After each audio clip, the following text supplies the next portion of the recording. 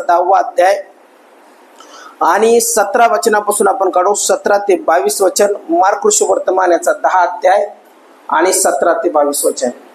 कोणीतरी वाचा मोठ्याने. मग तो निघून वाटेस लागणार.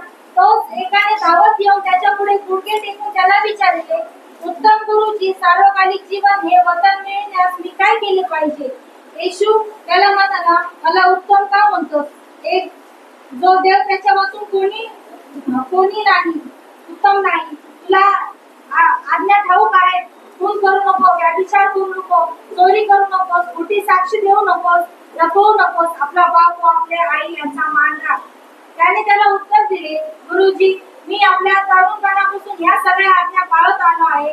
येशूने त्याच्याकडे निरखून पाहिले व त्याच्यावर त्याने प्रीती केली. तो त्याला म्हणाला, तुझ्यात एका गोष्टीची उणीव आहे. जा, तुझे असेल नसेल ते विकून गोरगरिबांना देऊन टाक, म्हणजे स्वर्गातील संपत्ती मिळेल, आणि चल, पदस्तंभ घेऊन माझ्या मागे ये. परंतु हे शब्द ऐकून त्याचे तोंड उतरले व कष्टी होऊन तो निघून गेला, कारण तो फार श्रीमंत होता. देवबाप वाचले वचन आशीर्वादित करो. या ठिकाणी एका श्रीमंत तरुणाबद्दल सांगितलेले. हा व्यक्ती जो आहे फार पुष्कळ पैसा आहे त्याच्याजवळ, आणि ज्यावेळेस तो येशूकडे येतो त्यावेळेस येशूकडे आल्यानंतर तो येशूला उत्तम गुरुजी म्हणतो आणि म्हणतो, सार्वकालिक जीवन हे वतन मिळण्यास मी काय केलं पाहिजे? म्हणजे सार्वकालिक जीवन मला प्राप्त व्हावं म्हणून मी काय केलं पाहिजे? मग येशू त्याला म्हणतो, चोरी करू नको, खून करू नको, व्यभिचार करू नको, आई बापाचा सन्मान कर. ज्या 10 आज्ञा दिलेल्या त्या सगळ्या 10 आज्ञा सांगितल्या, या आज्ञाचं पालन कर. तर तो काय म्हणतो, मी या सगळ्या 10 आज्ञा लहानपणापासून पाळत आलो आहे. आणि मग त्याच्यानंतर येशूने त्याच्याकडे बघितले, निरखून बघितले, प्रीती केली त्याच्यावर, असं म्हटलेलं आहे. आणि त्यानंतर तो म्हणतो, तुझ्याजवळ असेल नसेल ते गोरगरिबास दे आणि मग माझ्या पाठीमागे, म्हणजे तुला स्वर्गात संपत्ती मिळेल, असं म्हटलेलं आहे. आणि जसं तो असं बोलला त्यावेळेस त्याचं तोंड उतरलं, तो कष्टी झाला, दुःखी झाला आणि तिथून निघून गेला. आणि पवित्र शास्त्र आम्हाला सांगतं त्याचं कारण जे होतं तो फार श्रीमंत होता.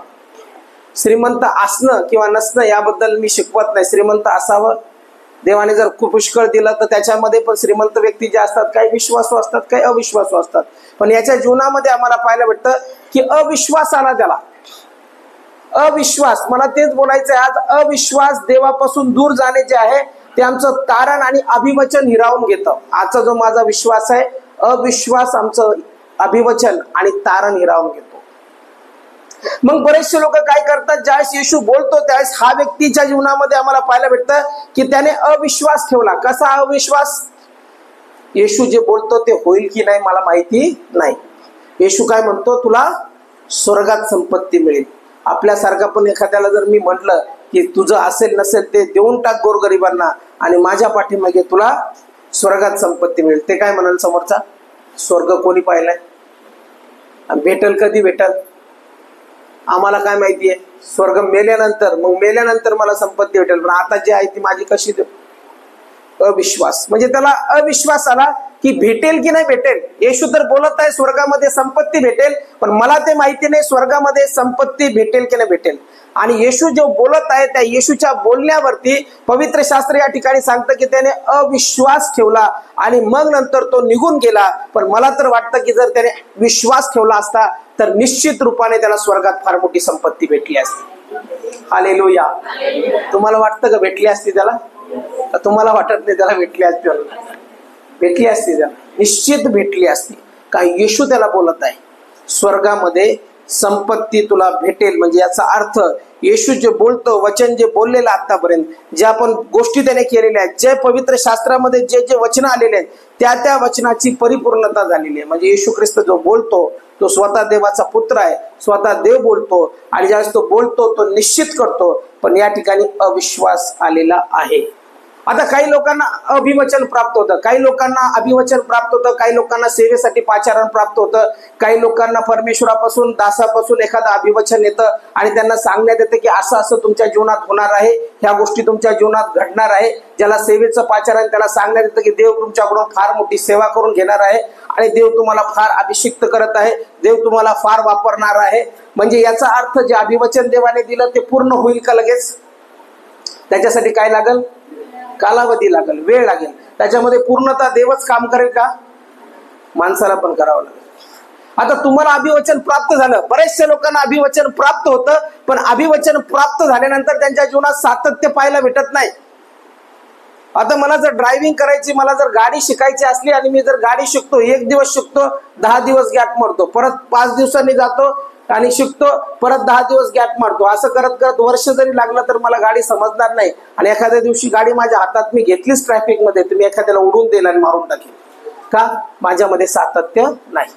मग देव अभिवचन देतो. अभिवचन दिल्यानंतर तुम्हाला वाटत असेल देवानेच सगळं करायचं. देवा तुम्हाला अभिवचन दिलं, देवा तू माझ्याशी बोललेला आहे, देवा तुम्हाला हे अभिवचन दिलं, माझ्या जीवनामध्ये आशीर्वाद येणार आहेत, माझ्या जीवनामध्ये मला संतान प्राप्त होणार आहे, माझ्या जीवनामध्ये परमेश्वरा मी देवाचा फार मोठा सेवक सेविका होणार आहे, पण मला ते अभिवचन पूर्ण होताना दिसत नाही. याच्या पाठीमाग ज्या व्यक्तीला अभिवचन प्राप्त झालं त्याच्या जीवनामध्ये सातत्य नाही, त्याच्या जीवनामध्ये अविश्वास येतो, त्याच्या जीवनामध्ये चढ उतार येतात, त्यावेळेस तो देवाबरोबर प्रामाणिक राहत नाही. हालेलुया. आम्ही देवाबरोबर प्रामाणिक असलो पाहिजे. दुःखात, त्रासात, संकटात, आजारपणात, प्रत्येक गोष्टीमध्ये जी सेवा, जी गोष्ट परमेश्वराने तुम्हाला करायला लावलेली आहे तिला खंड पडू देऊ नये. काय पडू देऊ नये? खंड. मला देवाने सेवा दिली, ती सेवा मी बरोबर करतो. मग मी आजारी असो, त्रासात असो, कसा असो, मला जे करायचं ते मी निश्चित करतो. पण जर मी केलंच नाही तर ते होणार नाही. तुम्हाला देवाने जी सेवा दिली, जे अभिवचन दिलं, त्या अभिवचनामध्ये तुम्ही जर विश्वासू आहात, प्रार्थना करत आहात आणि त्या दृष्टीने वाटचाल करत आहात, तर त्या अभिवचनाला कोणीही हिरावून घेऊ शकत नाही. ते अभिवचन तुमचं आहे आणि ते अभिवचन परमेश्वर निश्चित पूर्ण करेल. जुन्या कराराच्या काळामध्ये आम्हाला पाहायला वाटतं की इस्रायलाचा पहिला राजा कोण होता? इस्रायलाचा पहिला राजा कोणाला निवडलं देवाने? इस्रायलामध्ये पहिला राजा होण्यासाठी कोणाला निवडलं? राजा शौलाला निवडलं. शौलाला सगळ्यात पहिले अभिषेक झाला. दाविदाला अभिषेक नाही झाला. शौलाच्या मस्तकावरती तेल ओतण्यात आलं आणि शौलाला राजपदासाठी बोलवण्यात आलं, शौलाला राजा म्हणून अभिषेक करण्यात आला. पण शौलाला जे अभिवचन प्राप्त झालं होतं की इस्रायलावरती तू राज्य करशील, ते अभिवचन टिकलं का? देवाने दुसऱ्या राजाची निवड केली. कोणता राजा होता दुसरा राजा इस्रायलावरती? दावीद राजा. मग देवाने इस्रायलावरती जो पहिला राजा निवडला होता, मग देवाचा निर्णय चुकला होता का त्याला अभिषेक करण्यामध्ये? देवाने चूक केली होती का त्याला अभिषेक करण्यामध्ये किंवा त्याला निवडण्यामध्ये? चूक केलेली नव्हती.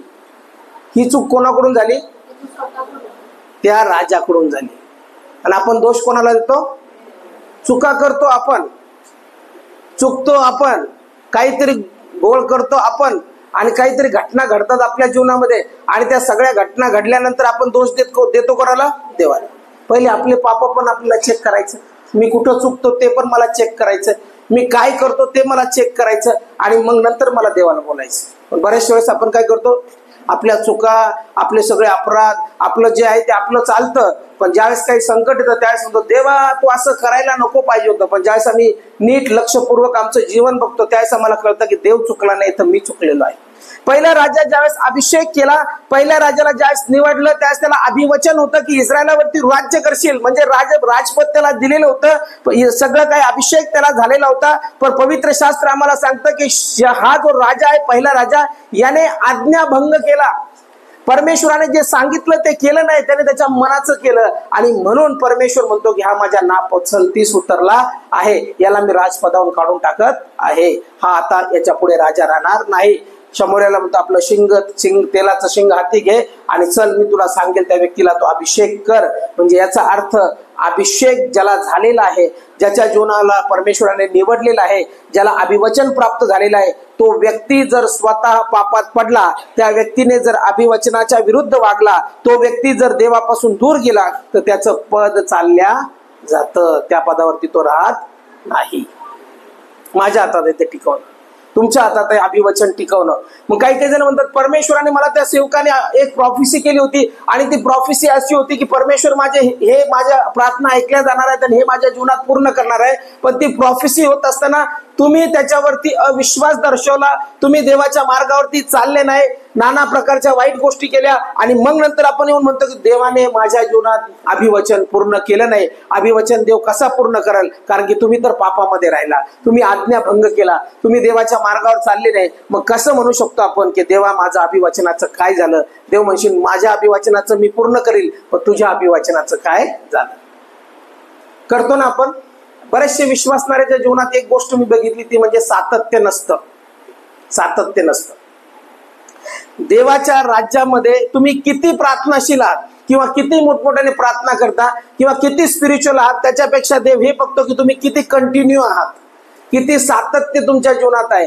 एक सारखं तुम्ही त्याच्यामध्ये राहता का? आणि एक सारखं जर राहत नाही आणि जीवनामध्ये तुम्ही म्हणता एक काळ असा येतो की मी फार स्पिरिच्युअल होतो आणि एक काळ येतो की मी सगळं स्पिरिच्युअलिटी सोडून देतो, तर मग आपण देवाच्या राज्यामध्ये जे अभिवचन आम्हाला येतं ते अभिवचन आम्हाला प्राप्त करून घेत नाही, तर ते अभिवचन आम्ही शौलाप्रमाणे काय करतो, पूर्णपणे काढून टाकतो. देवाने काय सांगितलं होतं बघा शौल राजाला, पहिले शमूएल याचा 13 अध्याय आणि पहिलं वचन जर वाचलं आम्ही, पहिले शमूएल याचा 13 अध्याय आणि पहिलं वचन वाचा कोणीतरी जुन्या करारामध्ये. पहिले शमूएल याचा 13 अध्याय आणि शौलाबद्दल 15व्या अध्याय दिलेला आहे. शमूएल शौलास म्हणाला, परमेश्वराची प्रजा इस्रायल लोक याचवर राजा होण्यासाठी तुला अभिषेक कराव्यास मला पाठवले होते. तर आता परमेश्वराचे म्हणणे ऐक. सेनाधीश परमेश्वर म्हणतो, इस्रायलला मिस्रातून येत असता अमालेक मार्गात त्याजवळ हल्ला करण्यासाठी टपून बसून त्याशी कसा वागला याचे मला स्मरण आहे. तर आता जाऊन अमालेकास मार दे, त्याच्या सर्वस्वाचा विध्वंस कर, त्याची गय करू नको. पुरुष, स्त्रिया, अब्रके, तानीबाळे, बैल, मेंढरे, उंट, गाढवी या सर्वांचा संहार कर. पवित्र शास्त्र सांगतो का अमालेकाचा पूर्ण संहार कर.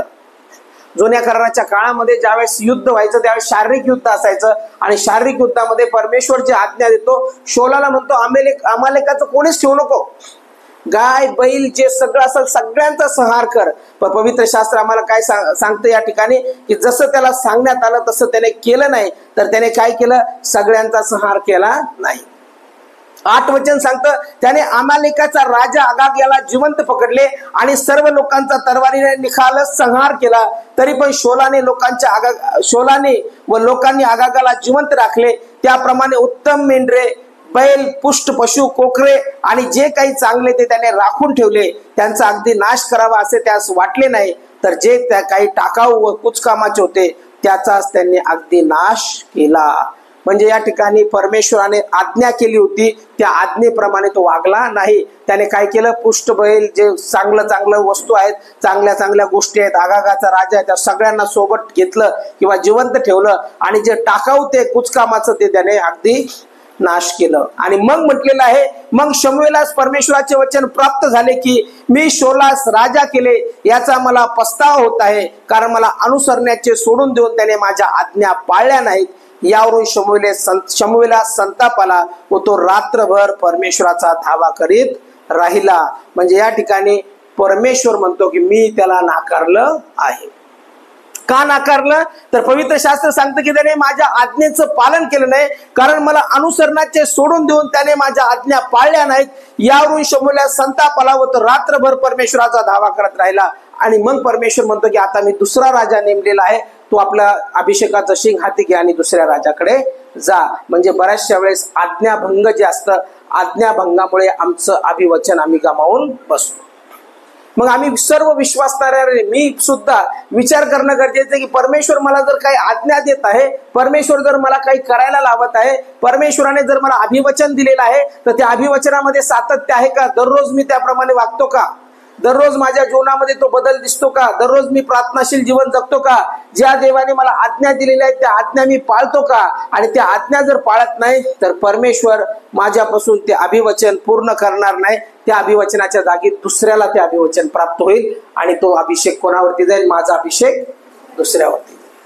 कशामुळे होतं हे सगळं, सातत्य नसल्यामुळे आणि जीवनात आज्ञा पालन नसल्यामुळे अविश्वास येतो आणि अविश्वासाने आम्ही ते अभिवचन गमावून बसतो. इस्रायल लोक जे होते, इस्रायल लोकांना परमेश्वराने अभिवचन दिलेले, तर कनान देशामध्ये मी तुम्हाला नेईल. आणि पवित्र शास्त्र सांगतं कनान देश जो आहे तो दुधामधाचा प्रदेश असं म्हटलेलं आहे. अशा प्रदेशामध्ये मी तुम्हाला वचनदत्त प्रदेशात घेऊन जाईल. आणि मिस्रातून ज्यावेळेस ते निघले त्यावेळेस त्यांना जाण्यासाठी किती दिवसाचा मार्ग होता तो कनानमध्ये जायला, 40 दिवसाचा रस्ता. किती वर्ष लागले त्यांना कनान देशात जायला, कशामुळे लागले 40 वर्ष, आज्ञाभंग, अविश्वास. असं म्हटलेलं आहे की त्यांनी देवावरती विश्वास ठेवला नाही. त्यांनी अग्निस्तंभ पाहिला, मेघस्तंभ पाहिला, परंतु त्यांनी कुरकुर केली, अविश्वास दर्शवला, देवावरती विश्वास ठेवला नाही. आणि म्हणून म्हटलेलं आहे की इस्रायलाची प्रेते रानात पडली. ते वचनदत्त प्रदेशात पोहोचू शकले नाही. त्यांचे पुत्र पौत्र वचनदत्त प्रदेशात पोहोचले. म्हणजे जे मिस्रातून निघले होते ते वचनदत्त प्रदेशात गेले नाही. वचनदत्त प्रदेशात जे पोहोचले ते त्यांचे लेकरं पोहोचले. कशामुळे नाही पोहोचले? आज्ञाभंगामुळे.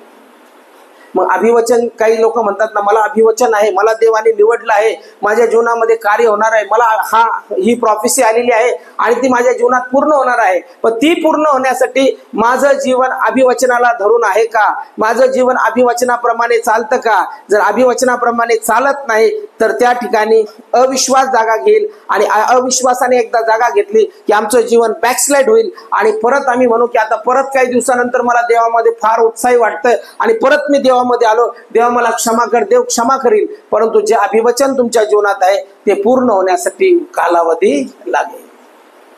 Hallelujah, hallelujah. म्हणा, प्रभू माझं अभिवचन पूर्ण करण्यास मला मदत कर. कोणाला? मला मदत कर.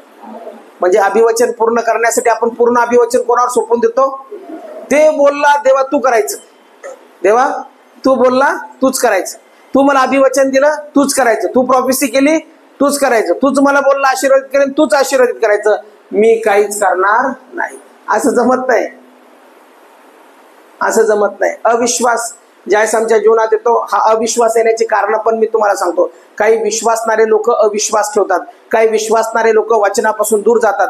त्याचं कारण हेच आहे की त्यांच्या जीवनामध्ये प्रार्थना नसते सातत्याने, त्यांच्या जीवनामध्ये वचन नसतं, वचन वाचन नसतं, वचन ऐकणं नसतं, फक्त इकडून तिकडून ऐकलेलं काहीतरी असतं. आणि त्याच्यामुळे काय होतं, स्वतःचा अभ्यास नसतो, स्वतःच्या प्रार्थना नसतात, स्वतः गुडघ्यावरती जाणं नसतं. आणि त्याच्यामुळे काय होतं की परमेश्वर जे अभिवचन आहे ते अभिवचन तर पूर्ण करण्यासाठी तयार असतो, पण या व्यक्तीच्या जीवनामध्ये अविश्वास जागा घेतो.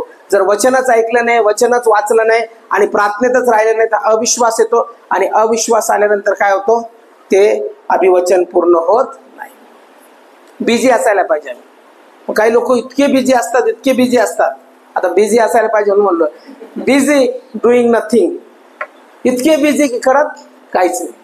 मी फार बिझी आहे पाळक साहेब. काय करता? नाही, फार बिझी नाही, काहीच नाही. प्रगती काहीच नाही, पैसे काहीच नाही, तितकी पोच काहीच नाही. पण पाळक साहेब मी कसं आहे, फार बिझी आहे.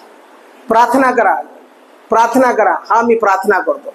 रूम मध्ये जा, आपल्या रूम मध्ये जाऊन काय करा, प्रार्थना करा. पाळक साहेब मी प्रार्थना करतो. समजा आता मी सांगितलं जा रूम मध्ये जा आणि प्रार्थना करा, आपल्या रूम मध्ये बसा, काही नाही. आपल्याला जर सांगितलं की जुन्या करारामध्ये या ठिकाणी आहेत, आपण कुठं शोधायला लागतो? नव्या करारामध्ये. आणि नव्या करारामध्ये वचन लिहिलेलं असतं ते कुठे शोधायला लागतो? जुन्या करारामध्ये. आणि जे पुस्तक नाही ते पुस्तक पण शोधायला. काही जणांचं तर एक मी विसरलो, पण ते म्हणे पाळक साहेब ह्या पुस्तकात ते लिहिलेले. अरे म्हणलं ते पुस्तकच नाही पवित्र शास्त्रामध्ये. तू काय अपोग्रिफा वाचला काय? रोमन कॅथलिक मध्ये 14 अप्रमाणित पुस्तके ऍड आहेत. ते पुस्तक वाचले काय? याचा अर्थ अभिवचनाला धरून राहण्यासाठी आमच्या जीवनामध्ये तो विश्वास पाहिजे. आणि तो विश्वास जो आहे तो प्रार्थना, परमेश्वराचं वचन वाचणं, देवाच्या सानिध्यात राहणं यापासून येतो. जर हे आमच्या जीवनामध्ये नसलं तर अविश्वास येतो. आणि अविश्वासामुळे जे आम्हाला अभिवचन आहे ते अभिवचन पूर्ण होत नाही. किती जणांना अभिवचन प्राप्त झालेलं आहे? अभिवचन प्राप्त झालेलं आहे. बाळासाहेब देव मला हे बोललेलं आहे. कोणालाच झालंय तर घाबरून खरं खरं सांगा, किती जणांना अभिवचन? मला झालं अभिवचन प्राप्त. किती जणांना अभिवचन? अभिवचनाप्रमाणे जगायला पाहिजे की नाही? मग सातत्य असायला नको का प्रार्थनेमध्ये? परमेश्वराचं सानिध्य रोज असायला पाहिजे, एक दिवस नाही. ज्यावेळेस तुम्ही म्हणता फक्त आठवड्याच्या आठवड्या मी प्रार्थना करेन, आठवड्याच्या आठवड्या मी चर्चमध्ये जाईन, फक्त वचन ऐकल आणि जे वचन तिथून येतं, ज्या प्रार्थना तिथून होतात तेवढ्याच प्रार्थनेवर मी जगेल, तर ते पुरेसं नाही. त्यासाठी तुम्हाला रोज आणि रोज प्रार्थना करावी लागेल, रोज आणि रोज देवाच्या सानिध्यात यावं लागेल.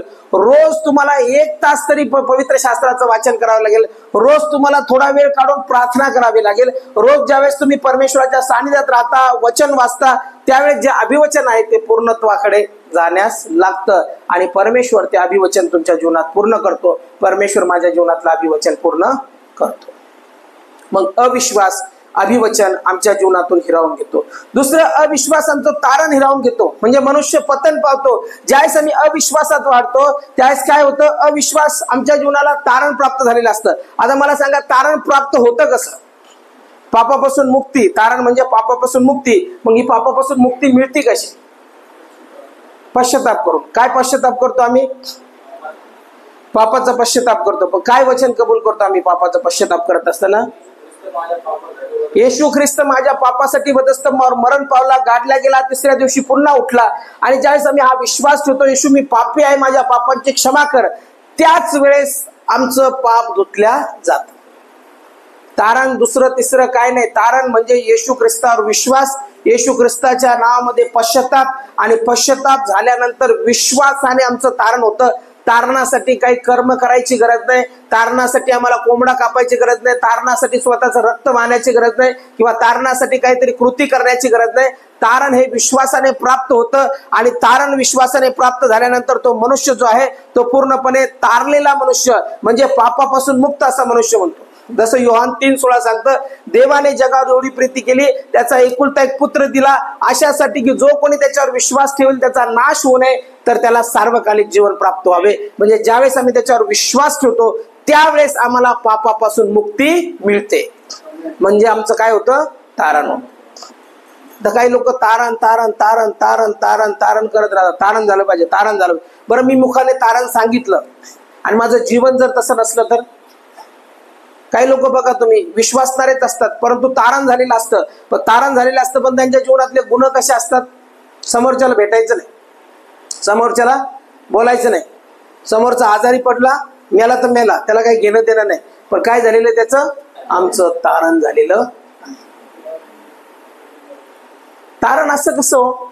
मला वाटत नाही बोलण्यात आहे देवाचं राज्य. फक्त नुसतं बोलायचं बोलायचं, असं करायचं तसं करायचं, करायचं काहीच नाही, झिरो. तारण कशातून दिसलं पाहिजे? बोलण्यातून का कृतीतून? येशूचं जीवन जे ते बोलण्यापेक्षा मला तरी वाटतं कृतीतून जास्त दिसलं. त्याने जे समर्पण केलं ती कृती होती. वधस्तंभावर गेला ती कृती होती. तो बोलला नाही मला वधस्तंभावर जायचं, मला वधस्तंभावर जायचं, मला वधस्तंभावर मारायचं, असं बोलला नाही.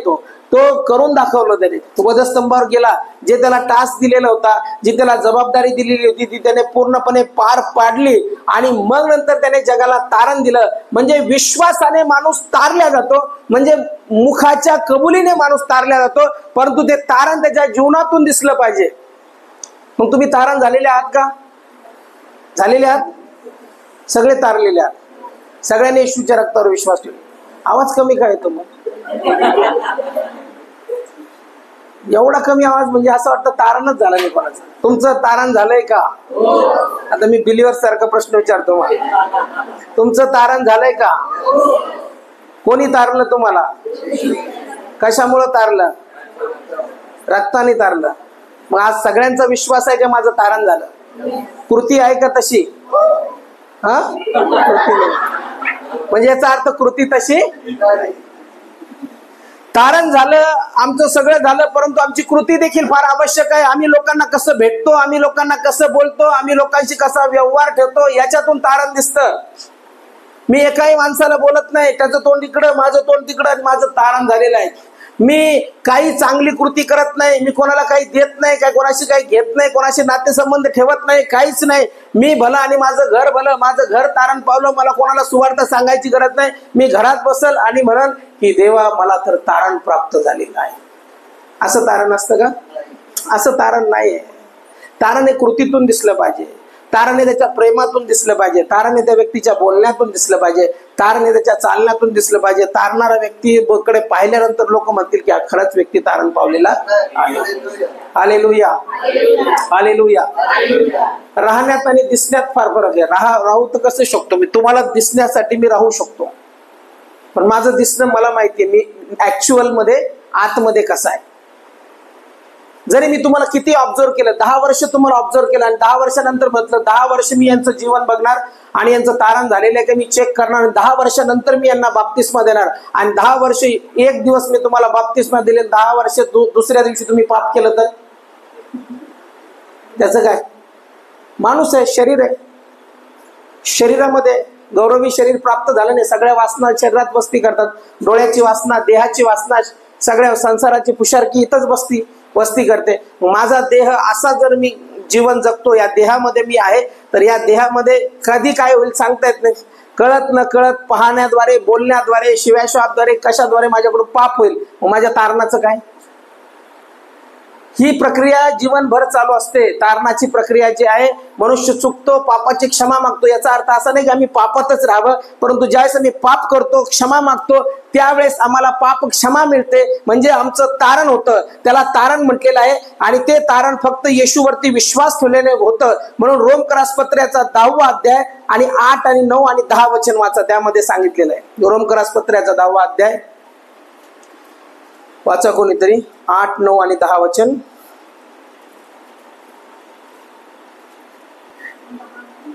की प्रभू येशू आहे असं जर तू आपल्या मुखाने की प्रभू येशू आहे असं जर तू आपल्या मुखाने कबूल करशील. काय? की प्रभू येशू आहे असं मुखाने कबूल करशील. दुसरं, आपल्या अंतःकरणात विश्वास ठेवशील, आपल्या अंतःकरणात विश्वास ठेवशील, तर तुझे तारण होईल. तर तुझे तारण.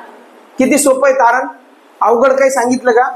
मुखाने कबूल करशील आणि अंतःकरणात विश्वास ठेवशील. म्हणजे मी मुखाने कबूल करेल की येशू माझा तारणार आहे, येशू पासून मला पापापासून मुक्ती मिळते, येशूने माझ्यासाठी वधस्तंभावर रक्त सांडलं, मी मुखाने कबूल करत आहे.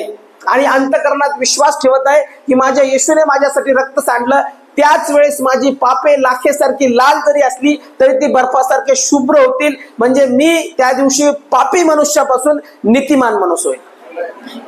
म्हणजे मी एका दिवसामध्ये, एका क्षणामध्ये पापी माणसापासून कोण होतो? नीतिमान. पण माझी धार्मिकता घाणेरड्या चिंधीसारखी आहे. म्हणजे मी नीतिमान होतो, पण मी नीतिमान होत असताना माझ्या कर्माने नीतिमान होत नाही, माझं रक्त दिल्याने मी नीतिमान होत नाही, मी काहीतरी केल्याने, गरिबांना वाटल्याने नीतिमान होत नाही. मी नीतिमान जे होतो ते फक्त आणि फक्त येशूच्या रक्ताने नीतिमान होतो. Hallelujah, hallelujah. आता कसं मी तुम्हाला सांगतो, मी पापी आहे, परंतु असं समजा माझं सगळं शर्ट खराब आहे आणि माझ्यावरती कोणीतरी पांढरा शुभ्र कपडा टाकला, तर तो कपडा जो आहे तो मला नीतिमान दर्शवतो. म्हणजे तो कपडा माझा नाही, तो प्रभू येशूचा आहे. प्रभू येशूने ते कव्हरिंग केलेलं आहे. मी धार्मिकता माझी घाणेरड्या चिंधीसारखी आहे, पण प्रभू येशूने कव्हरिंग केल्यामुळे माझं पाप झाकल्या जातं आणि मला नीतिमान गणल्या जातं. म्हणून पवित्र शास्त्र सांगतं की जर तारण व्हायचं आहे तर तारणासाठी आम्हाला मुखाने कबूल करायचं आहे आणि अंतःकरणात विश्वास ठेवायचा आहे. आणि ज्यावेळेस मी मुखाने कबूल करतो आणि अंतःकरणात विश्वास ठेवतो की मी पापी आहे, माझं पाप फार भयंकर आहे, प्रभू येशू माझ्या पापांची क्षमा कर, त्याच वेळेला तुमच्या पापाची क्षमा होते आणि तुम्ही नवीन जीवनामध्ये प्रवेश करता. हालेलुया. पण मला सांगायचंय, नवीन जीवनामध्ये प्रवेश करत असताना फक्त बोलण्यापुरतं मर्यादित राहायचं नाही. काही लोक बोलतात खूप, करतात फार कमी. तारण झालं माझं. एका व्यक्तीला मी भेटलो, त्यावेळेस त्यांनी सांगितलं की पास्टर, माझ्याकडे एक व्यक्ती आला, तो म्हटलं तुमचं तारण झालंय काय? मग मी त्याला सांगितलं, तुम्हाला वाटत नाही काय? वाटत नाही काय? मी दारू सोडली, मी गुंड होतो, गुंडपणा सोडला, आज देवाच्या वचनामध्ये वाढत आहे, देवाचं वचन स्वीकारलेलं आहे, माझं सगळं घरानं तारण पावलेलं आहे, मी बाप्तिस्मा घेतलेला आहे आणि प्रभूमध्ये चालत आहे. हेच आमचं तारण झालेलं आहे. हो म्हणे, पण बोलून दाखवा. मग त्यांनी बोलून दाखवलं. बरं, माझं तारण झालेलं आहे. आणि मग वचनाप्रमाणे त्यांनी बोलून दाखवलं. आणि त्याच व्यक्तीला त्यांनी बाहेर थोड्या वेळानंतर बघितलं, तर तोच व्यक्ती त्यांना कोपऱ्यात जाऊन तंबाखू खाताना दिसला. मग ज्याने विचारलं होतं त्याचं तारण झालं का? ज्याने विचारलं त्याचं तारण झालं? आता मग तारण कसं दिसतं? बोलण्यातून का दिसण्यातून? तारण कृतीतून दिसतं का बोलण्यातून दिसतं? तारलेला व्यक्ती कसा असतो? त्याच्या मस्तकावरती कोणाचा अधिकार आहे? देवाचा नाही, पवित्र आत्म्याचा शिक्का आहे तुमच्यावरती, ज्यांचं तारण झालं. म्हणजे सील मारलेली आहे, कन्फर्मेशन झालेलं आहे की हे स्वर्गाच्या राज्यात बसणार आहेत. बाप्तिस्मा झालेला नाही तुमचा. कस काय आपण इथं दुसरा शिक्का मारू शकतो? एकच शिक्का बसलेला आहे आपल्या मस्तकावरती, तो म्हणजे पवित्र आत्म्याचा शिक्का बसलेला आहे. दुसरा शिक्का ज्यावेळेस लावतो त्यावेळेस काय होतं? बाप्तिस्मा झालेला व्यक्ती कोणाचा शिक्का मारून घेतो? मग आपण दुष्टाचा शिक्का मारून घेतो. आणि परत काय म्हणतो? मी प्रभुभोजन घेण्यासाठी पात्र आहे. तुम्ही पात्र कसे आहात? तारण बोलण्यातून नसतं, तारण हे कृतीतून दिसून येतं. म्हणून काही लोक जे असतात ना, तारण त्यांचं जातं किंवा पतन पावतात ना, त्याचं मुख्य कारण हेच आहे की त्यांच्या जीवनात विश्वास मुळीच नसतो. ते फक्त विश्वास ठेवतात आरोग्य भेटावं, चांगलं व्हावं, घर चांगलं व्हावं, माझे लेकरं चांगलं व्हावं, हे चांगलं व्हावं, ते चांगलं व्हावं. सगळ्या शारीरिक गरजा, आत्मिक गरजा एक पण त्यांच्या नसतात. आत्मिक गरजा जर असते तर ते म्हटले असतं की माझं जीवनामध्ये माझ्या आत्म्याचं तारण व्हावं, माझं सार्वकालिक जीवनात मी प्रवेश करावा. प्रार्थना पण आजकालच्या आपल्या बघा, सगळ्या प्रार्थना काय असतात आमच्या, ही गरज ती गरज, हे जीवन ते जीवन, याचा आधार त्याचं हे, त्याचं असं याचं असं असं प्रार्थना विनंती असते की जसं काय हे शहर किंवा हे घर आणि ही पृथ्वी आम्हाला सोडूनच जायची नाही, इथंच राहायचंय आम्हाला, असं आम्ही. आत्मिक जीवन वेगळं. म्हणून जे विश्वासणारे आहेत त्या विश्वासणाऱ्याच्या जीवनामध्ये अभिवचन पूर्ण काय होत नाही, कारण की त्यांचं जीवन म्हणतं फक्त तारण झालेलं आहे, पण तारण हे कृतीतून दिसून येतं. म्हणून आपल्या जीवनामध्ये कृती तशी असायला पाहिजे, प्रीती असायला पाहिजे, लोकांवरती प्रेम करता आलं पाहिजे, लोकांना समजून सांगता आलं पाहिजे, लोकांना भेटता आलं पाहिजे, मदत करता आली पाहिजे. आमचं जीवन कृतीपूर्ण असलं पाहिजे. म्हणजे आम्ही पापाची क्षमा करत नाही तर प्रभू आमच्या पापाची क्षमा करतो. माणूस करतो पापाची क्षमा, म्हणून मी माणसाला जज करू शकत नाही. तू पाप केलं, तू असं केलं, तू चुकला, तू हे केलं, तू तो केलं. कधी कधी काय असतं, कोणी कोणी इतके दोष दाखवतात आणि स्वतःचे दोष झाकून ठेवतात. फक्त एक कारण होतं, एखाद्याचे दोष उघडे पडतात, म्हणजे काहीतरी कारणामुळे काय होतं, त्याचं पाप उघडं येतं आणि ज्याचं पाप उघडं येतं त्याला सगळं जग नाव ठेवतं. आणि काही कारणामुळे यांचं पाप झाकलेलं असतं, त्याच्यामुळे काय होतं, याला वाटतं मी एकदम शाहू आहे. बरोबर ना, आपलं झाकलेलं असतं म्हणून आपण काय होतो, मी पापी नाही, तो पापी. पवित्र शास्त्र तसं सांगत नाही. प्रत्येकाने, सर्वांनी पाप केलं, सर्व देवाच्या गौरवाला अंतरले आणि सर्व देवापासून उणे पडले. आणि त्यामुळे पवित्र शास्त्र शिकवतं की जो कोणी पापी आहे त्याने पापाची क्षमा मागावं आणि प्रभू तयार आहे. ज्याने पाप केलं त्याने पापे पदरी घ्यावे आणि प्रभू येशूकडे क्षमा मागावी. त्याच वेळेस प्रभू येशू त्यांच्या पापाची क्षमा करेल आणि त्यांना नवीन जीवन प्राप्त होईल. हालेलुया. आपल्याला सांगता आलं पाहिजे तारण, सांगताना जगता आलं पाहिजे तारण. तारण जगा, सांगू नका. डोंट बी अ डुप्लिकेट नका बघू. काही लोकांना वाटतं आशीर्वाद का येत नाही, मी आरोग्य का पावत नाही, माझ्या जीवनात कार्य का होत नाही. आमचं लाईफ फुल ऑफ डुप्लिकेट आहे, पूर्ण डुप्लिकेट. मुखवटा घातलेला आम्ही, एक दाखवायला जगाला एक आणि देवाला दाखवायला एक. ज्यावेळेस आम्ही जगात जातो त्यावेळेस जगाप्रमाणे राहतो आणि ज्यावेळेस आम्ही देवाकडे येतो त्यावेळेस म्हणतो देवा मी तर तुझा आहे. मग हा दोन मुखवटे आम्हाला जगायचे नाही. जे आहात ते आहात, एकच लाईफ जगायची. जसं मी दिसतो तसं मी बोलतो, जसं मी घरात बोलतो तसं मी इथं बोलतो, जसं मी इथं वागतो तसं मी घरात वागतो. तर तुम्ही खरं तारण पावलेली व्यक्ती आहात. Hallelujah, hallelujah. नाही तर घरात एकदम, घरात दूध असतो का नाही, इथं एकदम दूध आणि घरात भूत. नवरा खूप कंप्लेंट करतो बायकोची, माझी बायको व्यवस्थित नाही, फार शिवाय शाप देते, फार भांडणं करते, लेकरांना त्रास देते, खूप टेन्शन घेते, खूप असं करते, असं टेन्शन घेते की जसं तिला वाटतं की सगळं काही. भावाला जास्त आज वचन ब्रदरला कळायला लागलं. असं वाटतं की जसं काय सगळं टेन्शन सगळ्या गावचं, सगळ्या जगाचं, सगळं इस्रायल इराणचं युद्ध तिच्यावर येऊन पडतं. अशी माझी बायको वागते. काही जण घरामध्ये पतीबद्दल पत्नी सांगतात की ते चर्चमध्ये फार चांगले वागतात, पण घरी ज्यावेळेस असतात त्यावेळेस फार चिडतात, फार ओरडतात, फार त्रास देतात, फार असं करतात, लेकरांना त्रास देतात, मला त्रास देतात. पाळक साहेब मला तर वाटतच नाही यांचं तारण झालेलं आहे. तारण हे बोलण्यातून नाही, तारण हे कृतीतून दिसलं पाहिजे. म्हणून मी तारणाबद्दल हेच सांगेल की ज्याचं तारण झालेलं आहे त्याने जुनं जीवन त्यागून टाकायचं आणि नवीन जीवनामध्ये प्रवेश करायचं. कारण की पवित्र शास्त्र सांगतं की आम्ही सर्वजण येशूच्या रक्ताने धुतल्या गेलेलो आहोत. आमचे जीवन किंवा आमची धार्मिकता घाणेरड्या चिंधीसारखी आहे. म्हणून आम्ही ओरिजिनल लाईफ जगलं पाहिजे. आम्ही परमेश्वराच्या सानिध्यात वाढलं पाहिजे. व्यभिचारी स्त्रीबद्दल पवित्र शास्त्र काय सांगतं? एका स्त्रीने व्यभिचार केला. योहान कृष्णवर्तमानाचा 8वा अध्याय 1 ते 11. व्यभिचार तिनंच केला का? तिनंच केला. सगळे लोक बाईलाच दोष देतात त्यावेळेस. पण मला आता सांगायचंय तुम्हाला, एकीकडूनच झालं व्यभिचार, एकटीनंच केला. आपण काय करतो, बाईनेच केला, बाईनेच त्रास, बाईनेच हे केलं, बाईनेच ते केलं. तिथं माणूस नव्हता का? त्या बाई बरोबर माणूस पण होता, पण त्या माणसाला आणलं का धरून? कोणाला धरून आणलं? बाईला धरून आणलं, म्हणजे बाई बरी सापडली, माणूस नाही सापडला. त्याचं पण शरीर आहे ना, तिचं पण शरीर आहे, तिच्या गरजा, याच्या पण गरजा शरीराच्या.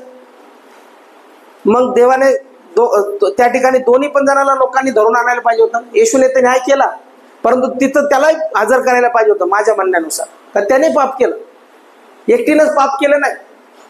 आपण सगळा दोष एकाच व्यक्तीवर देऊ शकत नाही. मी नेहमी दोन बाजू ऐकतो, एक बाजू ऐकत नाही. समजा एक बाजू ब्रदरनी येऊन सांगितली, उत्कर्षनी मला फार त्रास दिला बाळासाहेब, आणि उत्कर्ष असा बोलला तसा बोलला, फार हे केलं फार ते केलं. मी यांचं ऐकून लगेच उत्कर्षला लगेच बोलायला सुरुवात करत नाही, चिडायला सुरुवात करत नाही. मी म्हणतो ठीक आहे, मी तुमचं ऐकलंय, आता मला आता त्यांचं ऐकू द्या. आणि मग दोन्ही ऐकतो, आणि दोन्ही ऐकल्यानंतर मला कळतं कोण चुकीचं आणि कोण खरं आहे. आणि दोन्ही ऐकून पण ते नाही करत, दोघांनाही समोर बसून मग विचारतो, आणि मग कळतं दोन बाजू ऐकल्यावर की खरा कोण आणि खोटा कोण. आपण काय करतो, एकच ऐकतो, त्याने असं केलं, त्याने तसं केलं, त्याने हे केलं, त्याने ते केलं, आणि आपण ती एक बाजू ऐकून लगेच दुसऱ्यावरती चिडायला लागतो. आता ही व्यभिचारी स्त्री आहे, एकटीनं व्यभिचार केला नाही, दोन जण आहेत त्याच्यामध्ये सामील. व्यभिचार एकाकडून होत नाही, दोन जणांकडून होतो, स्त्री आणि पुरुष. या ठिकाणी व्यभिचार केला.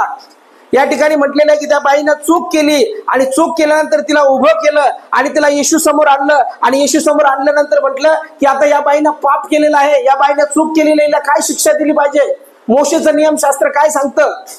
वाचा ते वचन, योहान 8:1-11 मध्ये काय म्हटलेलं आहे, शेवटी वाचा. हा, आपापल्या घरी निघून गेले, पण येशू जैतुनाच्या डोंगराकडे गेला. नंतर वाटेस तो नाही 8. मग तो पुन्हा खाली येऊन लिहू लागला. मग तो पुन्हा खाली येऊन जमिनीवर लिहू लागला. हे शब्द ऐकून वृद्धातल्या वृद्धापासून, हे शब्द ऐकून वृद्धातल्या वृद्धापासून थेट शेवटल्या माणसापर्यंत, थेट शेवटल्या माणसापर्यंत सर्व एकामागून एक निघून गेले. सर्व एकामागून एक निघून गेले. येशू एकटा राहिला. येशू एकटा राहिला, आणि तेथे ती स्त्री मध्ये उभा होती. आणि तेथे ती स्त्री मध्ये उभा होती. नंतर येशू उठला. नंतर येशू उठला, व त्या स्त्रीशिवाय तिथे कोणी नाही असे पाहून तिला म्हणाला. त्या स्त्रीशिवाय कोणी नाही असे पाहून येशू तिला म्हणाला, बाई तुला दोष देणारे कोठे आहेत? बाई तुला दोष देणारे कोठे आहेत? तुला कोणी दंड ठरवला नाही? तुला कोणी दंड ठरवला नाही काय? ती म्हणाली प्रभूजी कोणी नाही. प्रभूजी कोणी नाही. तेव्हा येशू तिला म्हणाला, मीही तुला दंड ठरवत नाही. मीही तुला दंड ठरवित नाही. यापुढे पाप करू नको. जा, यापुढे पाप करू नको. येशूला माहिती आहे शरीर आहे, शरीरातून पाप होणार. तुम्ही सगळे शरीर आहात, स्त्री आहे तर पुरुष पण बसलेले आहे, सगळ्यांना शारीरिक गरजा असतात. याचा अर्थ असा नाही शारीरिक गरजा आहे म्हणजे पाप करायचं. आपल्याला एक बंधन दिलेलं आहे, एक नियम दिलेला आहे, पती पत्नी दिलेली आहे, आणि त्याच्यामध्ये मर्यादा दिलेली आहे. त्या मर्यादेनेच आपल्याला वागावं लागतं. याचा अर्थ असा नाही की मला शरीर आहे तर मी काही करत सुटल, काही चुकीची करेल. आजकाल कोणाचा कोणावर विश्वास राहिला नाही. बातम्या ऐकल्या का? काल परत एक वाचल्या बातम्या ऐकल्या पेपरमध्ये, युट्यूबवर. काय झालं, एका मुलीने लग्न केलं एका मुलाबरोबर. लग्न करायचंच कशाला, लग्न केलं. लग्न केल्यानंतर तिचा प्रियकर जर तोंड पाहिलं तर तुम्ही म्हणता हा कसा प्रियकर, असा एकदम झामऱ्या तो प्रियकर. म्हणजे कोण मुलींना कसं माणूस निवडायचा तेही आजकाल कळत नाही. म्हणजे दुष्ट इतकं काम करत आहे सध्याच्या काळामध्ये. पाठीमागं पण एका बाईने ड्रम मध्ये मारून त्याला ड्रम मध्ये टाकलं आणि फेकून दिलं. आता ही दुसरी बाई, ह्या बाईनं काय केलं, लग्न केलं. लग्न करून त्याला हनीमूनला म्हणून दूर घेऊन गेली मेघालयामध्ये, उंच टेकड्यावर, आणि सुपारी दिली 3 जणांना, तिचा प्रियकरण त्या 3 जणांनी. आणि सुपारी देऊन ते माग आले. आणि आल्यानंतर त्यांनी काय केलं, त्याच्यावर चाकूने वार केलं. बिचाऱ्याची काय चूक, याने लग्न केलं. तिनं सांगायचं बाबा माझं असं लफडं चालू आहे, मी तुझ्या बरोबर लग्न करत नाही, मला त्याच्याबरोबर लग्न करायचं, तू तुझं दुसरी बाई. त्यांनी बघितली असती. मग याला मारायची काय गरज. मग बाई बघा किती विचित्र, बाईनं त्याला मारायला लावलं. त्यांना 20 लाख रुपये देते म्हणे त्या लोकांना. मारलं. मारल्यानंतर ती पण हात धरू लागली. मी ऐकत होतो ते, मला काय असं काटे येत होते अंगावर. बाप किती विचित्रता आहे, किती दुष्ट आहे आतमध्ये बायांच्या. सगळ्याच बाया नाही म्हणत मी, अशा बाया. तुम्ही माणसं म्हणता तुम्ही फार डेंजर आहे, काय डेंजर नाही. तुम्हाला वाटत असेल तुम्ही फार डेंजर आहे, इकडं डेंजर आहे सगळं. चूक आहे तुमच्या डोक्यात, गलत फहमी में मत जिओ, इकडं डेंजर आहे. त्या बाईनं हात धरला बघा. आता त्या निर्दोष तो माणूस, त्याला मारून टाकलं आणि खाईत फेकण्यासाठी तिने एक हात धरला. 3 जण होते, 4 जण ही चौथी, आणि धरून त्याला खाईत फेकलं. काय गरज आहे तिला लग्न करायची? होतं लफडं तर तिकडंच करायचं ना. त्या बिचाऱ्याचा कशाला जीव घेतला? आणि दिसायला इतका हँडसम, आणि तिचा तो काय म्हणतात ते बॉयफ्रेंड पाहिला तर काहीच नाही, एकदम जांभऱ्या. माझं काय म्हणणं आहे, नसतं मारायचं त्याला ना, पण डोक्यात काय भरलेलं आहे? वासना, व्यभिचार. हे प्रेम नाही, याला प्रेम म्हणत नाही. प्रेम आणि वासनेमध्ये फरक आहे, समजून घ्या, लक्षात घ्या. वासना शरीराची असते, प्रेम अंतःकरणापासून असतं. ज्याच्यावर माणूस प्रेम करतो त्याच्यासाठी माणूस त्याग करतो, आणि ते प्रेम फक्त एकानेच केलं, ते म्हणजे प्रभू येशू ख्रिस्ताने. त्याने आमच्यासाठी वधस्तंभावर प्राण दिला. येशूने प्राण घेतला नाही, कोणाला मारलं नाही. येशूने वधस्तंभावर स्वतःचा प्राण दिला, जेणेकरून आम्ही पापापासून मुक्त व्हावे. मग ही बाई जर एखाद्याचा प्राण घेते त्याचा अर्थ प्रेम नाही, तिथं व्यभिचार आहे, तिथं पाप आहे, तिथं देहाची वासना आहे. देह उफाळून येतो. हार्मोन्स जास्त आहेत, सायन्सवाले विद्यार्थ्यांना कळतं. हार्मोन्स आहेत, वासना आहे, शारीरिक संबंध आहेत तिथं, आणि ते पछाडलेलं आहे. तर दुष्ट आत्मा आहे. काही लोक लग्नाच्या अगोदर तशा गोष्टी करतात ना, कितीतरी दुष्ट आत्मे इकडून तिकडे ट्रान्सफर होतात, आणि या शरीरातले दुष्ट आत्मे त्या शरीरात ट्रान्सफर होतात. ज्यांचं लग्न झालेलं आहे आणि लग्न झालेलं असून देखील ते व्यभिचार करतात ना, त्या स्त्रीतले आत्मे त्या पुरुषात येतात, आणि त्या पुरुषातले दुष्ट आत्मे त्या स्त्रीमध्ये जातात. कितीतरी दुष्ट आत्मे एकमेकांमध्ये ट्रान्सफर होतात. म्हणून देवाने बंधन दिलेलं आहे, आणि ते बंधन हेच आहे की माझे शारीरिक गोष्टीचे ज्या गोष्टी आहेत त्या फक्त माझ्या पत्नी बरोबर असाव्या, आणि माझ्या पत्नीचं रिलेशन फक्त माझ्या बरोबर असावं. इतर कोणाबरोबर माझं रिलेशन असू नये. त्याला पवित्रता आणि शुद्धता म्हणतात. आता सगळे बिघडलेत. ते ऐकून तुम्ही सुन्न होताल, ऐकलं तर वाईट वाटेल, फार त्रास होईल. म्हणून विश्वासणाऱ्यांना सावध करण्याची एक सूचना आहे या ठिकाणी की पवित्र शास्त्र आम्हाला काय सांगतं? येशूने तसं काही शिकवलं नाही. येशूने या ठिकाणी प्रेम करणं शिकवलं, त्याग शिकवला. म्हणून जे विश्वासणारे आहेत त्यांनी चुकीच्या गोष्टीकडे जायचं नाही, पिक्चर पाहून बिघडायचं नाही, पिक्चर सिरियल जास्त पाहायचं नाही.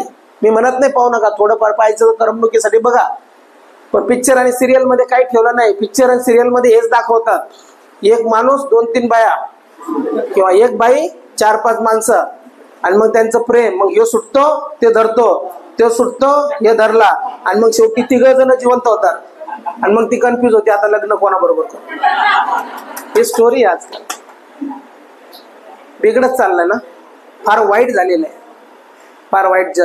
जग वाईटाकडे चाललेलं आहे. सगळीकडे शरीराची वासना, देहाची वासना, संसाराची फुशारकी. मी आमका, मी तमका, मी हे करेन, मी ते करेन, माझजवळ बंगला आहे, माझजवळ गाडी आहे, माझजवळ पैसे, माझजवळ नोटा आहे, माझजवळ शरीर आहे, बॉडी आहे, मी व्यभिचार करेल, मी जारकर्म करेल, मी लफडे करेल, मी हे मुलगी, ते बाई, हे असं, मी इकडं करेल. तर अरे काय चाललंय?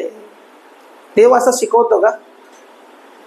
देवाने किती शुद्धतेचं जीवन दिले. म्हणून मला इथं आवडतं, इथला डान्स पण आवडतो, कारण हा सगळा पवित्रतेचं वातावरणामधला डान्स आहे. इथं आपण डीजेवरती नाचत नाही, कारण की आजकाल डीजेवरती लेडीज नाचायला लागले की रस्त्यावरचे माणूस पण पाहतो तिथं.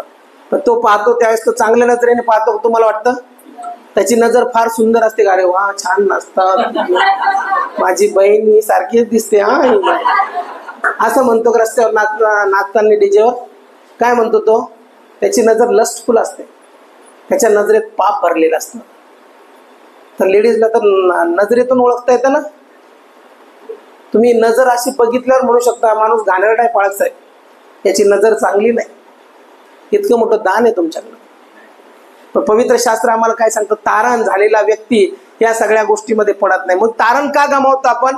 तारण गमावण्याचं मुख्य कारण हे आहे, देहाची वासना, शरीराची वासना, संसाराची फुशारकी. येशूने देखील या ठिकाणी त्या बाईला व्यभिचार करताना पकडलेला आणलेला असताना पाहून त्या लोकांना तो म्हणतो, जर तुम्ही कोणी पाप केलं नसेल तर दगड पहिले हिला मारा. म्हणजे याचा अर्थ येशू हे शिकवतो की दुसऱ्याचे पाप दाखवण्यापेक्षा पहिले स्वतःचे पाप बघा. म्हणून पवित्र शास्त्र सांगतं की इतरांचे दोष काढू नको किंवा दाखवू नको. जर तू इतरांचे दोष दाखवशील तर तुझे दोष काढण्यात येईल.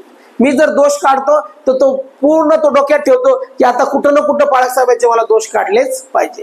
म्हणून दोष आम्हाला काढायचे नाही, पण आम्ही अविश्वासामुळे जे तारण आमचं आहे ते तारण गमावून बसायचं नाही किंवा चुकीच्या गोष्टीमुळे आम्ही त्या ठिकाणी वळायचं नाही. म्हणून येशूने पाप क्षमा मिळवली, येशूने त्या ठिकाणी पाप क्षमा केली, पाप क्षमा केली. त्या बाईला येशू ख्रिस्ताने पूर्णपणे पापातून मुक्त केलं आणि फक्त एकच शब्दात सांगितलं. किती शब्द? काय सांगितलं? बाई पाप करू.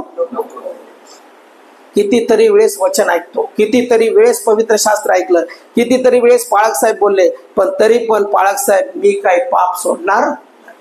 मी सिगरेट पितो तो पितच राहील, मी बिडी घेतो तर बिडी पितच राहील, मी तंबाखू खातो तर तंबाखू खातच राहील, मी गुटखा खातो तर खातच राहील, मी काहीतरी चूक करतो वाईट गोष्टी करतो तर मी ते काय सोडणार नाही, मी वचनाच्या विरुद्ध वागणं सोडणार नाही. हे पाप आहे. मग येशूने तसं केलं नाही. बरं, कृती केल्यानंतर, तारण झाल्यानंतर येशूने काय केलं? येशूने जाऊन ज्यावेळेस तो 30 वर्षाचा झाला, त्याला काही गरज नव्हती बाप्तिस्मा घ्यायचा, पण येशूने काय केलं? यार्देनेमध्ये गेला आणि पाप क्षमेसाठी बाप्तिस्मा असायचा.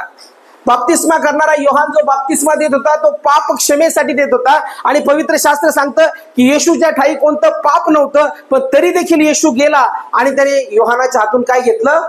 बाप्तिस्मा घेतला. काही लोक म्हणतात माझं तारण झालं, म्हणतात माझ्या बरोबर देव आहे, पण आज्ञा पालन करत नाही. कितीतरी लोकांचे बाप्तिस्मेच झाले, आपल्या मंडळीत पण आहे, कितीतरी लोकांचे बाप्तिस्मेच नाही. अर्थ काय माहितीये का? बाप्तिस्मा म्हणजे बॅप्टिस्टो, बुडणे किंवा बुडवणे. ज्यावेळेस आम्ही पाण्याखाली बुडतो त्यावेळेस आम्ही पूर्णपणे पापाला मरतो आणि बाहेर येतो, त्यावेळेस आम्ही नवीन व्यक्ती म्हणून जिवंत राहतो. म्हणजे माझा बाप्तिस्मा झाला तर आजपासून मी नवीन व्यक्तिमत्व आहे आणि माझ्या ठाई मी जगत नाही तर ख्रिस्त माझ्या ठाई जगतो. हालेलुया. बाप्तिस्माच काही लोक घेत नाही. बाप्तिस्मा जर घेतला नाही तर तुम्ही स्वर्गाच्या राज्यात येणारच नाही. म्हणजे याचा अर्थ पूर्ण विश्वासात नाही, आणखी पण म्हणजे याचा अर्थ देवावरच विश्वास नाही.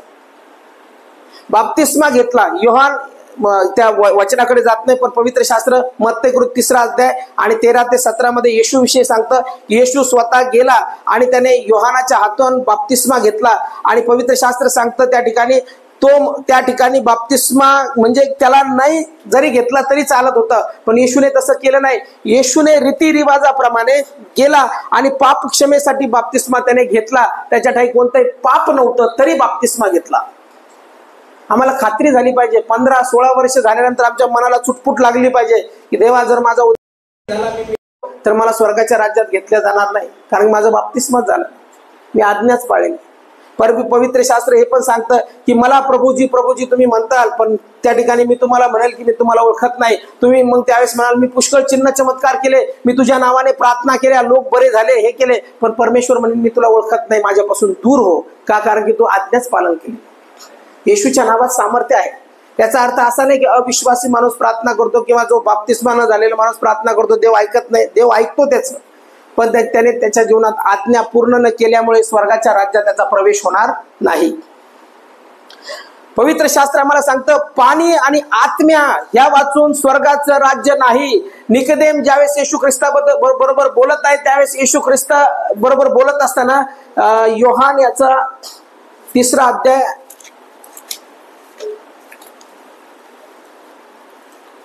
योहान 3:5 मध्ये बघा.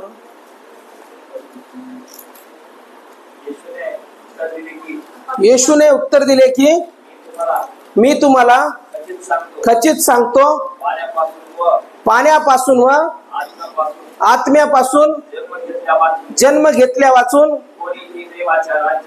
कोणीही देवाच्या राज्यात प्रवेश करू शकत नाही. बघा, पाणी आणि आत्मा. पाणी म्हणजे बाप्तिस्मा. ज्यावेळेस आम्ही पापाला मरतो त्यावेळेस आम्ही बाप्तिस्मा घेतो, म्हणजे आम्ही बाप्तिस्मा घेतल्यानंतर पूर्णपणे जुनं जीवन त्यागतो आणि नव्या जीवनात प्रवेश करतो, म्हणून पाण्या वाचून. आणि आत्मा म्हणजे पवित्र आत्म्याचं बाप्तिस्मा. जो पवित्र आत्म्याचा बाप्तिस्मा प्रभू येशूपासून प्राप्त होतो, आम्ही अन्य भाषा बाहेरकारी चिन्ह आहे त्या वाचून आम्हाला स्वर्गाच्या राज्यात प्रवेश मिळत नाही. मग तुम्ही किती प्रार्थना करा, किती परमेश्वराच्या सानिध्यात राहा, परंतु तुम्ही परिपूर्ण नाही, तुम्ही अर्धवट आहात. आणि अर्धवट व्यक्तीला देव वापरत नाही. ते म्हणतात ना, अर्ध्या हळकुंडात नवरदेव झालेला आहे, तसं आम्ही अर्ध्या हळकुंडाचे नवरदेव आहोत आणि ज्यांचा बाप्तिस्मा झालेला आहे प्रभुभोजन घेतलंच पाहिजे. प्रभुभोजन का घेतो आम्ही? प्रभुभोजनाचा महत्वाचा पार्ट काय? काही लोक प्रभुभोजन चुकवतात. प्रभुभोजन चुकवणं म्हणजे ख्रिस्ताच्या रक्ताचं किंवा शरीराचं भागीदार न होणं चुकवणं म्हणजे ज्याचा बाप्तिस्मा होतो तो आणि प्रभू ख्रिस्त येशू एक होतो. म्हणून म्हटलेले हे माझं रक्त आहे, हे माझं शरीर आहे, हे तुमच्यासाठी आहे, माझ्या स्मरणार्थ हे करा. म्हणजे ज्यावेळेस आम्ही ते घेतो त्यावेळेस आम्ही त्याच्यामध्ये एक सहभागिता घेतो. आणि जो बाप्तिस्मा होऊनही प्रभू भोजन बुडवतो तो त्या ख्रिस्ताच्या शरीराबरोबर एक राहत नाही. मग ते विश्वासणारच नाही. सहज बुडवतात काही लोक प्रभोजन. मी तरी सांगतो की दररोज नाही आपलं प्रभोजन, दर आठवड्याला नसतं आपलं प्रभोजन, फक्त आणि फक्त एकच महिन्यातून एकदा असतं तरी बुडवतात. म्हणजे याचा अर्थ ते कोणत्या तरी पापात आहेत आणि ते पाप त्यांना काय करतं? ख्रिस्ताच्या शरीराबरोबर एक होऊ देत नाही. काही जण बाप्तिस्माच घेत नाही, याचा अर्थ त्यांना कशाचा तरी भय आहे, भीती आहे आणि त्यामुळे ते देवाला पूर्णपणे उघड रीतीने स्वीकारत नाही. पवित्र शास्त्र सांगतं तू जर मला जगासमोर स्वीकारशील तर मी तुला स्वर्गात देऊ. हालेलुया. मी घाबरलो, मी भीतो, मी बाप्तिस्मा घेत नाही, तर मग देवाच्या राज्यात माझा प्रवेश कसा होईल? पाण्या वाचून आणि आत्म्या वाचून जन्मले वाचून माझा प्रवेश होणार नाही. शेवटचं एक उदाहरण सांगतो. गुलशन एस्तर तुम्ही वाचा, दुभंगलेला पडदा, पाकिस्तान मधली स्त्री आहे आणि परमेश्वराने फार मोठं कार्य तिच्या जीवनात केलं. तिला पूर्ण आरोग्य प्राप्त झालं आणि आरोग्य प्राप्त झाल्यानंतर ती गेली आणि पास्टरला म्हणली मला बाप्तिस्मा द्या. बघा, तिला ती म्हणायची बाप्तिस्मा द्या आणि तिला देत नव्हते कोणी. आपले तर आपण म्हणतो बाप्तिस्मा घ्या पण कोणी येत नाही आणि ती म्हणायची मला बाप्तिस्मा द्या. त्यावेळेस त्या ठिकाणचे लोक घाबरायचे. ते म्हणायचे नाही बाप्तिस्मा आम्ही तुला देऊ शकत नाही, कारण की तुला जर बाप्तिस्मा दिला तर आम्हाला लोक मारतील. बऱ्याचशा पास्टर लोकांनी तिला नाकारलं. त्यावेळेस ती सांगते की पवित्र शास्त्रातलं वचन पूर्णपणे मला माहिती होतं की पाण्या वाचून आणि आत्म्या वाचून कोणाचाही स्वर्गाच्या राज्यात प्रवेश होत नाही. तर मी काय केलं, मी स्वतः जो माझा टब होता बाथरूम मधला तो बाथ टब मी पूर्ण पाण्याने भरला आणि कोणी नसताना मी स्वतःच्या डोक्यावर हात ठेवला आणि पिता पुत्र पवित्र आत्म्याच्या नावात मी स्वतः बाप्तिस्मा घेतला. काय विश्वास, काय विश्वास. पूर्ण आज्ञा पालन केलं आणि मग नंतर तिनं तिच्या जीवनाला सुरुवात केली आणि आज देखील परमेश्वर त्यांना चांगलं वापरत आहे. परमेश्वर त्यांचा मिनिस्ट्रीसाठी उपयोग करून घेत आहे. म्हणून आमचं अभिवचन, आमचं तारण, आमचं पतन जे होतं ते अविश्वासामुळे होतं आणि त्या प्रभूच्या रस्त्यावर न चालल्यामुळे होतं. आणि मग आम्ही म्हणतो की परमेश्वरा माझं अभिवचन कुठं आहे, परमेश्वरा माझं तारण कुठं आहे, परमेश्वरा आम्ही तर बहकलो आहेत.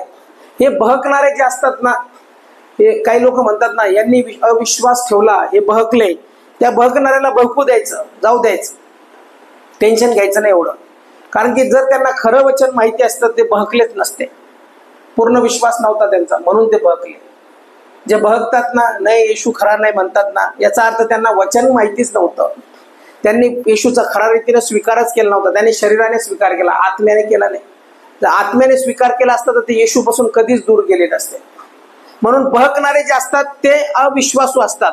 बहकणारे जे असतात त्यांचा परमेश्वराच्या वचनावर विश्वास नसतो आणि कृतीचं पालन करत नाही. म्हणून परमेश्वर आम्हाला कृतीचं पालन करायला लावतो.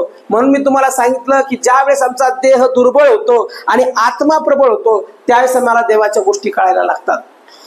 माझा आत्मा जर दुर्बळ आहे आणि माझा देह प्रबळ आहे तर माझ्यात घमंड राहील, कारण की मी सुनील म्हणून जगतो, मी काहीतरी विशेष आहे, मी काहीतरी मोठा माणूस आहे म्हणून मी जगतो. कारण की माझा अहंकार जिवंत आहे, मी जिवंत आहे, माझा मीपणा जिवंत आहे, माझं शरीर जिवंत आहे आणि मला वाटतं माझं शरीर, मी काहीतरी विशेष आहे म्हणून मला मान सन्मान करा. पण ज्यावेळेस माझं शरीर दुर्बळ होतं आणि माझा आत्मा प्रबळ होतो त्यावेळेस मी म्हणतो की माझं काय नाही पण माझ्या येशूसाठी मला जगायचं आहे. फरक आहे. देह जर प्रबळ झाला तर मग माझ्या शरीरात विविध गोष्टी उद्भवतील, मग वासना येईल, मग वेगवेगळ्या व्यभिचाराच्या गोष्टी येतील, वेगवेगळ्या गोष्टी माझ्या निर्माण होतील, लालच येईल, मोह येईल. कोणी मला म्हटलं 1 लाखाचे 2 लाख देतो, मी लगेच त्यांच्या हातात द्यायला तयार. सुंदर काही स्त्री बसली तर लगेच मी प्रेमामध्ये पडून जाईल. का? माझ्या डोळ्यात वासना आहे, मी लगेच मोहात पडेल. मी कंट्रोल नाही ना माझ्यावर. कंट्रोल असायला पाहिजे शरीरावरती, आपल्या मनावरती कंट्रोल असायला पाहिजे. आपण काय करतो त्याच्यावरती कंट्रोल असला पाहिजे. आणि जर कंट्रोलच राहत नाही त्याचा अर्थ तो माणसं देवाच्या वचनामध्येच नाही. त्याचा कंट्रोल नाही म्हणजे तो देवाच्या वचनात नाही, त्याला वचनाचं माहिती नाही. सहज चुकीच्या गोष्टी करतो, सहज पापात पडतो आणि काय म्हणतो, नाही मला पापात पडायचं नव्हतं पण मी पापात पडलो. मनुष्य आहे शेवटी, मोह झाला.